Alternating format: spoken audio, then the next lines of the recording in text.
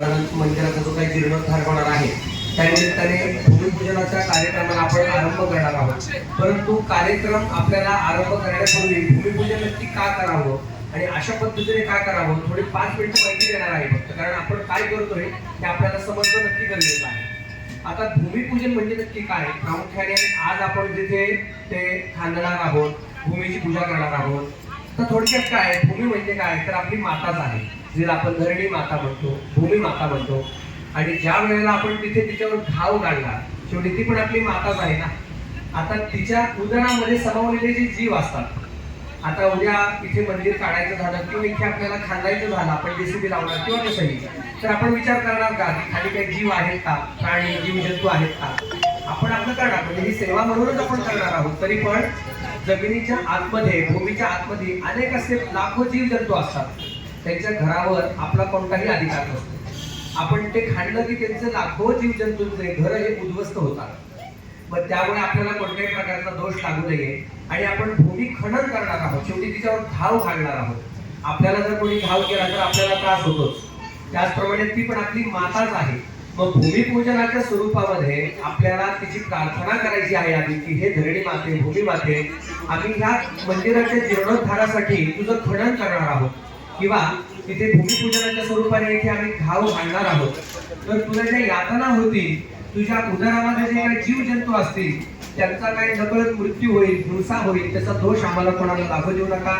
हे जे कार्य आहे सगळं तुम्ही निर्विघ्नतापूर्वक संपन्न करून घ्यावं आणि भविष्यामध्ये कोणत्याही प्रकारची इथे म्हणजे थोडक्यात काय की जीर्णोद्धार करताना आपण इथे बांधकाम करणार, इथे जे कामगार वर्ग असणार, कोणाला कोणत्याही गोष्टीची इजा होऊ नये, कोणाला काही त्रास होऊ नये, काम चालू असताना कोणत्याही प्रकारचं विघ्न इथे येऊ नये, यासाठी आपल्याला प्रामुख्याने ही सगळी पूजा आपण ठेवलेली आहे।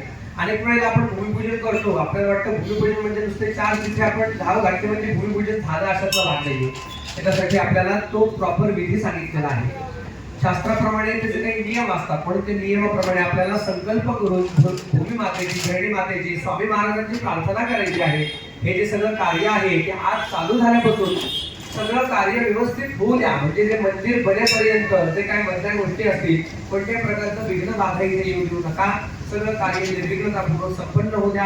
आणि आज आपला जो भूमिपूजनाचा कार्यक्रम होणार आहे, प्रामुख्याने भूमिपूजन करताना फक्त भूमी ही माता नसून त्याच्या 5 देवता सांगितल्यात, पृथ्वी, अनंत, कूर्म, वराह आणि पृथ्वी म्हणजे भूमी माता। म्हणजे हे जे भगवान विष्णूंचे जे रूप आहेत किंवा अवतार आहेत, म्हणजे अनंत म्हणजे तेच आहे, वराह अवतार भगवान विष्णूंचाच आहे, कूर्म म्हणजे कासव तो अवतार त्यांचाच आहे।